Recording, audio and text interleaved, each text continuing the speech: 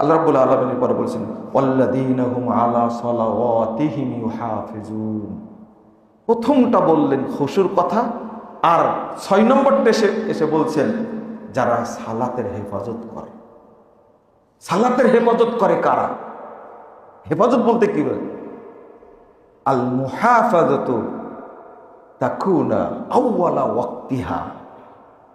সালাতের হেফাজতের প্রথম শর্ত হলো আউয়াল ওয়াক্তে সে সালাতটা আদায় করে ফেলবে। আউয়াল ওয়াক্তে সালাতের হেফাজত সম্পর্কে আল্লাহ নিজেই বলছেন হাদিসে কুদসি। আল্লাহ রাসূল সাল্লাল্লাহু আলাইহি ওয়াসাল্লাম বলছেন ক্বাল আল্লাহু তাআলা, আল্লাহ তাআলা আমাকে বলছেন আহিদতু ইনদি আহাদা, মুহাম্মদ সাল্লাল্লাহু আলাইহি ওয়াসাল্লাম তুমি শুনুন, ফারাস্তু আলা উম্মাতিক, আমি তোমার উম্মতের উপরে খামসা সালাওয়াত 5 ওয়াক্ত সালাতকে ফরজ করেছি।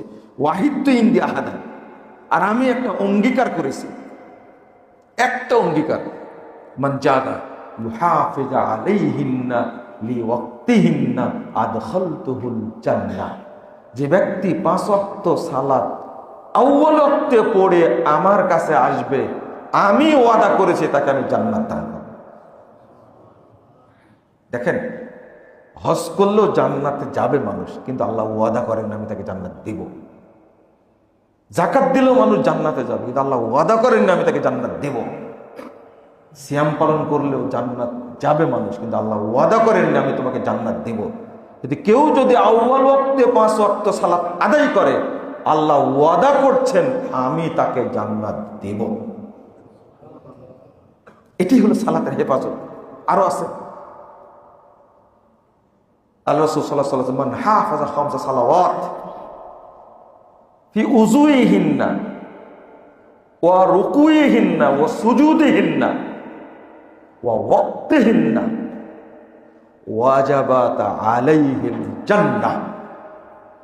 যে ব্যক্তি সালাতের জন্য 3টা বিষয়কে হেফাজত, 4টা, 1 সময়ের হেফাজত করবে, ওযুর হেফাজত করবে, রুকুর হেফাজত করবে, সেজদার হেফাজত করবে, আল্লাহ রাসূল বলছে তার জন্য জান্নাত ওয়াজিব হয়ে যাবে।